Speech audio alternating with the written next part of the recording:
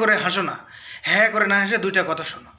তোমরা যারা এই 31st নাইটে বা এই নববর্ষের দিনে, হ্যাপি নিউ ইয়ারের দিনে এই মদ খাওয়ার প্ল্যান করছো, তারা হয়তো এই ভিডিওর মতো এই গিটারের ব্যাগের ভেতর করে মদের বোতল নিয়ে যাওয়ার সময় হয়তো ধরা খাবে না, কারণ বাংলাদেশে এটা খুবই ইজি। আমি জানি তো হয়তো ধরা খাবে না। তবে এই মদগুলো কেনার আগে অবশ্যই নিজের বিবেককে একটা প্রশ্ন করবে যে আমি একজন মুসলমান ঘরের সন্তান এবং আমাদের ধর্মে এই মদ খাওয়া 100% নিষিদ্ধ।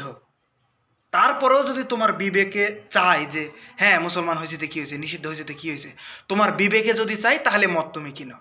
আর তোমার বিবেকে যদি এটা চায় তাহলে জানবে যে তুমি